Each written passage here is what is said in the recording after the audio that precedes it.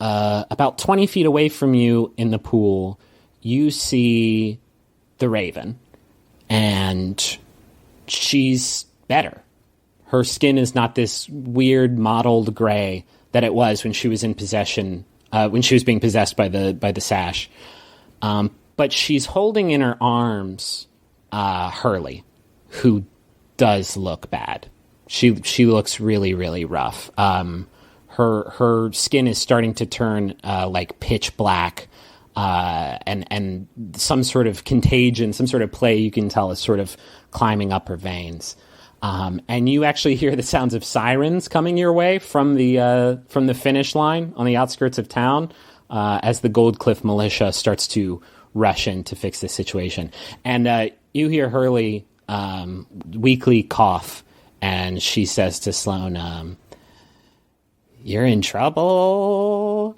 And Sloane laughs and looks up and says, "This whole time I was looking for something more powerful than this fucking belt." And she looks down at Hurley and she says, I'm such a fool." And Hurley says, "Ha, yeah." Don't you have any magics? You're a cleric, for crying out loud. Me? Sloane looks sadly at you and says, "This is the venom of Silver Point is.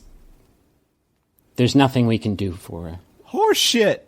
Well, there's Horse shit. one thing I can do for her, she says. And she leans down to Hurley and whispers. And Hurley says, "Yeah, I think that'd be all right." And Sloane looks back at the three of you and says, I want to thank you for everything you've done, but I have one last request for you." She says, Are there other objects in this world that are as powerful as this belt?" Yeah. Yes. There are fewer. She says, "Don't let this happen again." And then you are blinded by another flash of light, an explosion of force that sort of throws back some of the water in this pool back on your face. And you're blinded for just a moment, but as your sight returns, you realize you're being buffeted by this thick whirlwind of these light pink petals. And they settle somewhat, and the wind settles somewhat, and thousands of these petals are floating weightlessly through the air.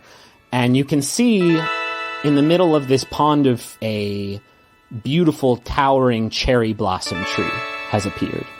And it's where these petals are just sort of flying off of. And as far as trees go, it's the prettiest one you've ever seen. And at its base, you see these roots and knots that are forming two vaguely humanoid shapes.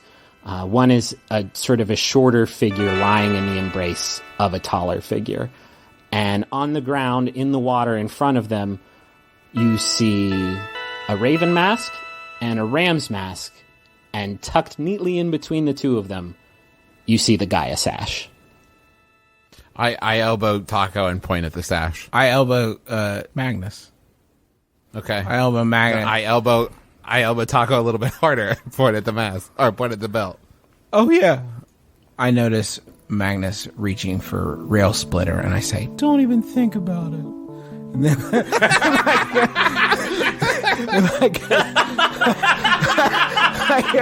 I grab the bell.